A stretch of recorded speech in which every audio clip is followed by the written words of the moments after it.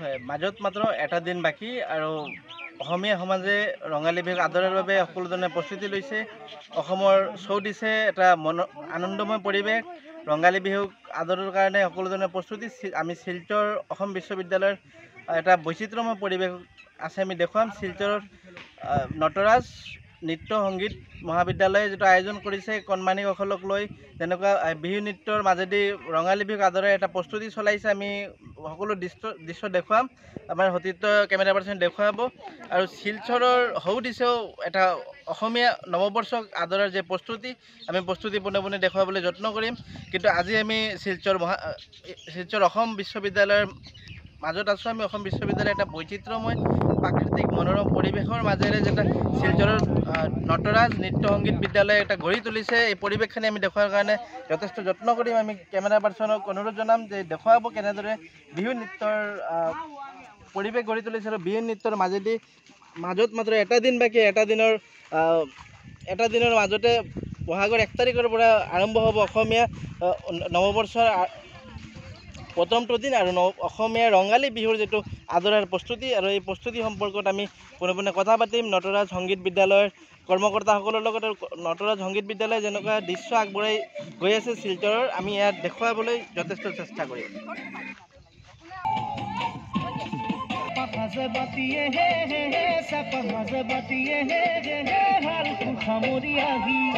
চাবলৈ মনে যায় গাভৰু দেহাতীয়ে গাভৰু দেহাতীয়ে নিজানত কলে ৰাতি খাবলৈ মনে যায় সাজে বাতিয়ে সাজে বাতিয়ে সামৰি আহি চাবলৈ মনে যায় গাভৰু দেহাতীয়ে গাভৰু দেহাতীয়ে নিজানত কলে ৰাতি।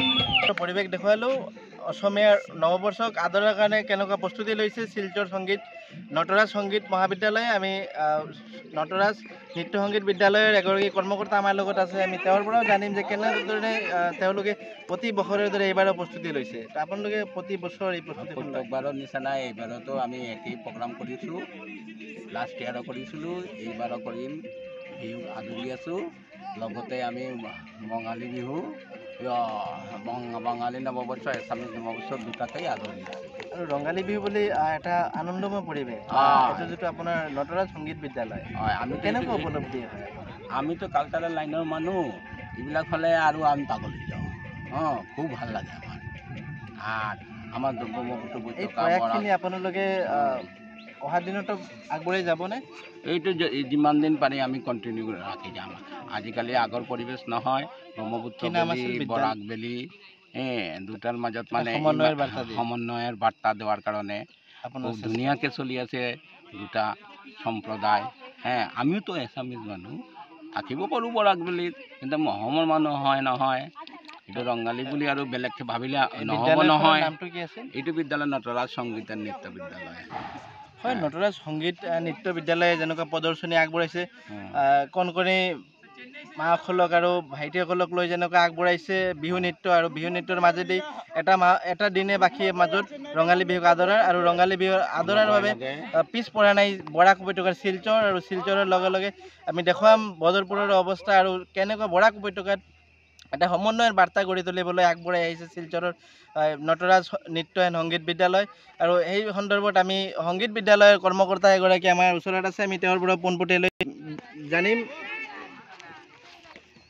আমি কথা পাতিম নটৰাজ নৃত্য সংগীত বিদ্যালয়ৰ কৰ্মকৰ্তাসকলৰ লগত। আমি কেনেকুৱা আপোনালোকে আয়োজনটো কৰে প্রতি বছরের দরে?